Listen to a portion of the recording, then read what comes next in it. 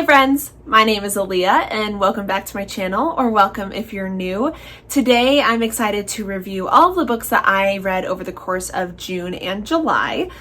To be honest, I've had a pretty slumpy reading year, just in general. Haven't been doing too hot, and so I was thinking that over the course of the summer, I would just be very non-structured with my reading, no readathons, nothing like that, and just read whatever I want to. Just be a mood reader supreme, which is not typically what I do, but hopefully in a way to kind of like jog myself out of this slump, and it kind of worked. But I did read a couple new favorite books, I reread a couple of old favorites, and ultimately had a grand old time, so I can still call that as a win. So I guess without any further ado, let's just get into all of the books that I read this summer. The first book I read in June was actually a reread, and that was Ready Player One by Ernest Cline. I was rereading this for my book club, and it was kind of fun revisiting this because I read this for the first time about 5 to 7-ish years ago, so it's been a while. I haven't read it since then, so it was really interesting to revisit it, especially because I'm coming from a very different lens than I did the first time around. So if you do not know Ready Player One, this is a sci-fi novel about this kid named Wade. He lives in a future Earth situation where climate change has done its damage. There's a lot more poverty. Reality kind of sucks. There are just these big corporations that are doing well, and then a bunch of people are just living in these big slums and trailer parks, and life just sucks. So there's actually this big virtual reality called the Oasis, and the Oasis is where everybody essentially lives. People go to school in the Oasis, people have jobs out of the Oasis. Like, it is like where everybody goes, where everybody lives, because the real world is a little too shitty. So Wade has kind of grown up with the Oasis. He went to school, or goes to school, in the Oasis. And a couple years back, I think like 10 years or so-ish, the creator of the Oasis died. And when he did, his will said that there is an egg that is hidden in the Oasis somewhere, and the first person to find it inherits everything. And this is like several billions of dollars. Like, this is like, it would change somebody's life overnight. You would be essentially running the world in a way. So Wade, like many other people, has spent a lot of time doing research to try to figure out where to find the egg. And that's kind of what the story is about, is his journey of looking for it. This is rife with 80s references, lots of stuff with video games and stuff. Like, it's a nostalgic wet dream for the 80s, pretty much. But it is a lot of fun. And so, yeah, it was really interesting rereading this. I obviously knew how the story went, but there were some things that I forgot. And I don't know, it was really interesting reading it from like a person in their late 20s kind of perspective. And I will say I didn't like it as much as I did when I first read it. When I first read it, I gave it 5 stars. I thought it was so cool and fun. And I do still think it's pretty cool and fun. But I also have some issues with it. I think there were a lot of things that didn't age particularly well in here. And I was not a fan of how Wade talked about and treated women, particularly Artemis, but just women in general in this. Very male-gazy. But I will say that Ernest Cline really nailed the voice of a pretentious teenage boy. Like, this is exactly what pretentious teenagers sound and think like, so I can give him props for that. But sometimes it was a little much, and I wasn't the biggest fan. He kind of sucked. He was not the best friend or person sometimes, so I don't know, I just kind of changed my view of it a little bit. But overall, I still found it wildly fun and had a really good time reading it. So I changed my rating to a 3.5 for entertainment value alone. Like, it is still a lot of fun. If you're looking for a romp of a sci-fi and have a whole lot of 80s / video game knowledge, this is definitely the book for you. The next book I read in June is one of my new favorites, and that was Written in the Stars by Alexandria Bellafleur. This is a contemporary sapphic romance, and it was just so good. This is so good. Probably one of the best sapphic romances I've ever read. This is following Darcy and Elle. They are set up on a blind date by Darcy's brother because he works with Elle. And so they have this date and it goes terribly. It is truly awful, and just like for all parties involved, really. And so that kind of sucks. But Darcy is just really tired of being set up on all these dates by her brother. Like, she just is tired of his meddling. And so she says the date went great, hoping that then it would give her a little bit of a reprieve. But he works with Elle, and so they decide to have this fake dating situation to help get Darcy's brother off her back, and that way Elle also has somebody to bring home for the holidays so that her family is off of her back. So it's mutually beneficial, but we all know how fake dating goes, and it is just chef's kiss. I adored this. It was so swoony and tender and sweet, but also sexy as hell. I was like, Darcy is so swoon worthy. She was just killing it. And it was so fun. I was loving every single second reading this. Darcy and Elle are very different people. Elle is somebody who's very optimistic, believes in the best of people, kind of starry-eyed, and believes in true love and all of that. She has an astrology Twitter. That's kind of her chosen career. And so she just believes in the good of things. Whereas Darcy is a lot more critical and analytical. She's been burned before, and so she does not believe in any of that stuff. It's kind of been taken away from her a bit. So seeing them meet in the middle and learn to support each other, even if they don't agree on certain things, was really nice to see.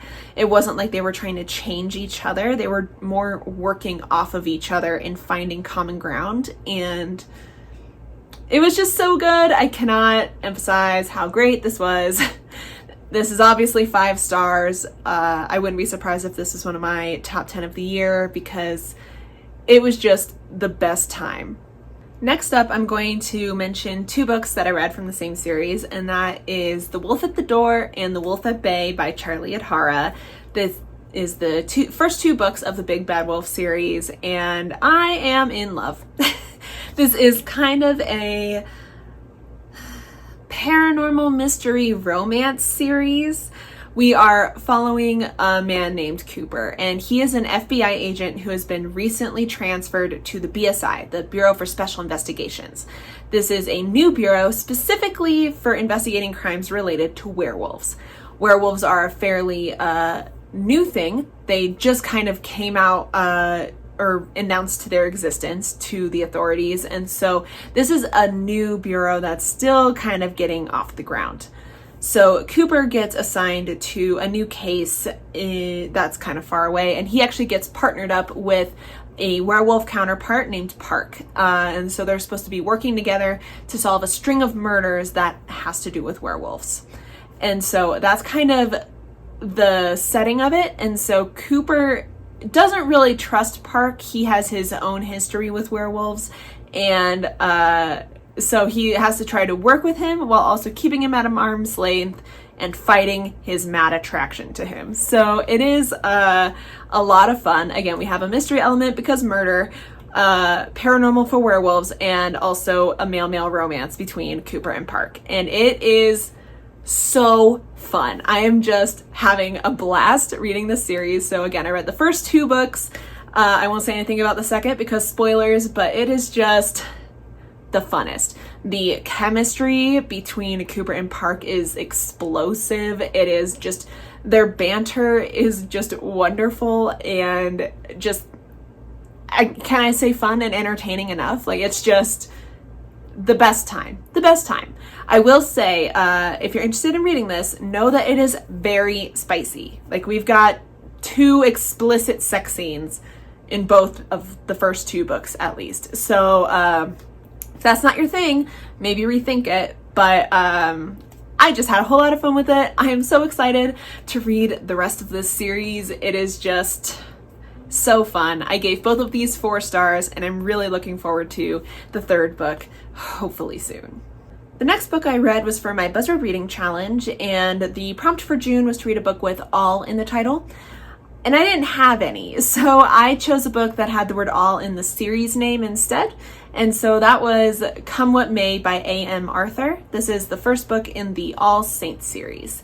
And so this is just a contemporary romance between Jonas and Tate, a male-male romance. And Jonas is having a hard time. He recently got kicked out of college and has been sent to go live with his aunt and uncle in a small town to kind of lay low, recuperate, that kind of thing. We don't know why he was kicked out, but just that it was for some bad decisions. So he is having a not great time. He's just working at his aunt's thrift store and reevaluating himself. Enter Tate. Tate lives in this small town and he operates an at-risk youth shelter for LGBT youth that is across the street from the thrift store.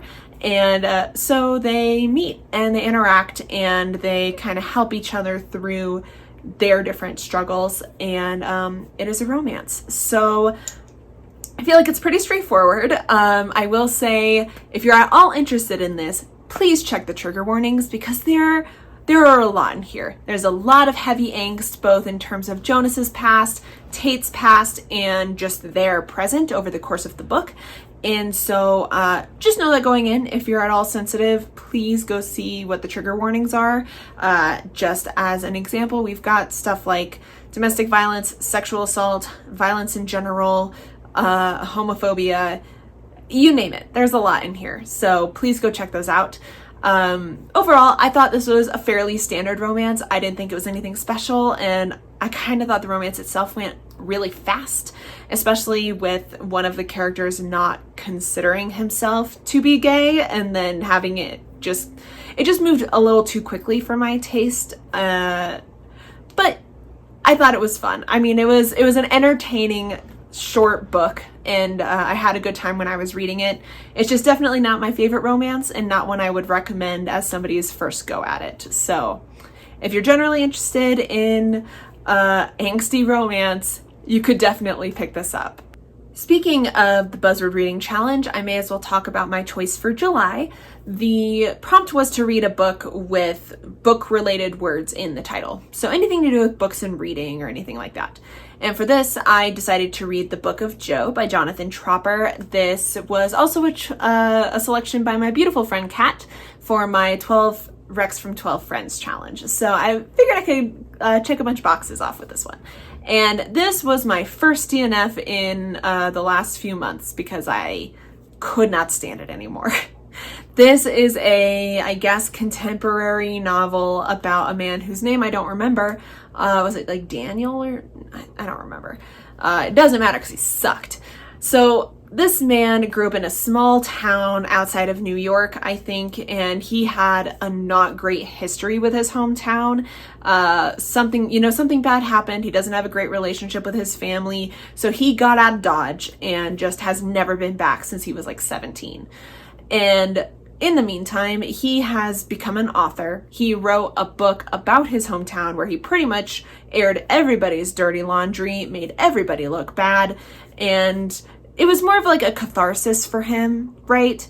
He didn't expect it to get big, but it did. It was a huge sensation. They made a movie about it, and now everybody in that hometown is pissed to all hell with him. Understandably, you would argue. And so he never planned on going back. All of a sudden, his father has a stroke, and the obligations of family has him going back to his hometown for the first time in like 15 plus years.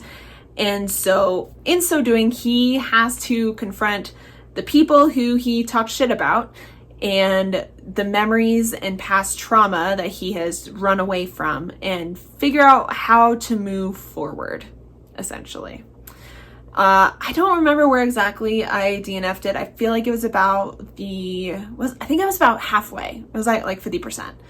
And I couldn't take it anymore because the main character is abhorrent. He is just so annoying and so just, I wanted to strangle him. Particularly just the way he talked, especially the way he was thinking about women, was just ultimate male gazy ickiness. Like, it was just, he was constantly thinking about how much everybody was, like, how people were looking and how much he wanted to fuck any given woman at any given time. Literally, it was like, if there's a woman in his vicinity, he would be talking about her breasts or her legs, or whether in the past he wanted to fuck her. It was disgusting. I couldn't handle it. And not only that, but there are 2 gay characters in this book, and they both are met with tragedy. And it just felt very bury your gaze, and I couldn't handle it. I couldn't do it because I wasn't even sure where the story was going, and I wasn't sure if I wanted to see where it was going. I just knew I wasn't going to like it, and it was just awful. I couldn't do it anymore, so I had to DNF it because it was just making me angry. So I had to leave that one in the dust. I'm still marking it as done for my challenges, but other than that, it's good riddance. Luckily, after that, I read a great book, and that was Come Tumbling Down by Seanan McGuire. This is the 5th book in the Wayward Children series, and so I can't really get into the synopsis for this one specifically, but I can tell you about the series. So, the Wayward Children series is about Eleanor West's School for Wayward Children, and it is for children who have gone to other worlds, think like Narnia or Alice in Wonderland, and then come back and just don't know how to deal with it. So they get sent to Eleanor West's school to learn more about how to live in our world again and figure out how to deal with their experience, as well as maybe find the doors back to their world again. So that's kind of the general premise here. This one is a sequel to, I guess, the 3rd book, Beneath the Sugar Sky. The books in the series aren't exactly linear, but you definitely need to read the 1st and 3rd books before you can read this one. So know that. Also probably the 2nd book. You need to read the first 3 before you read this one. So yeah, this has to do with Jack and Jill. We also get a lot of POV from Christopher, which is great because we haven't gotten a lot from him yet, and I really loved his perspective, so I'm hoping we get more of it.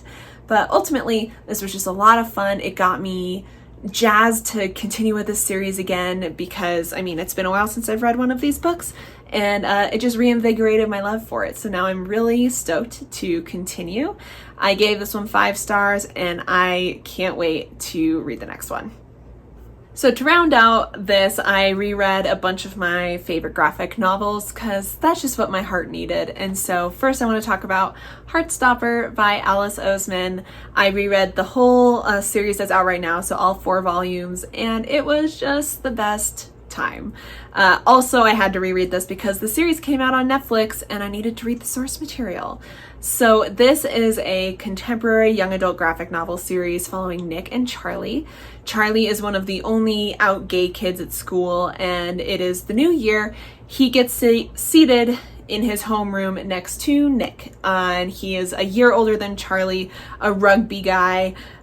You wouldn't think they would get along, but they actually end up being really fast friends, and then sparks fly, feelings happen. It's a love story, and it is just so cute and sweet. It is just, this is the kind of book that just makes my heart warm and happy, you know? It's just so good. I cannot recommend these enough, truly.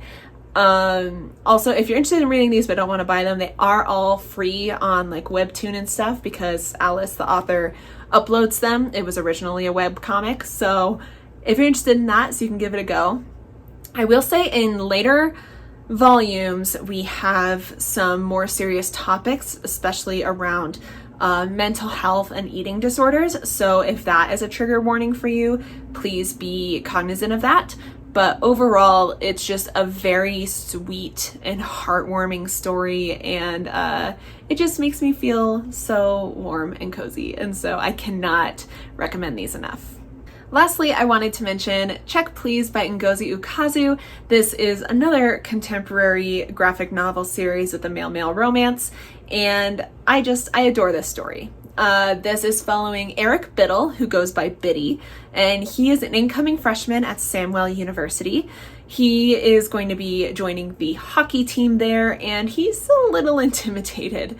He is a soft boy from Georgia who loves to bake and was a figure skater, and so he's going to be in a new environment in more ways than one.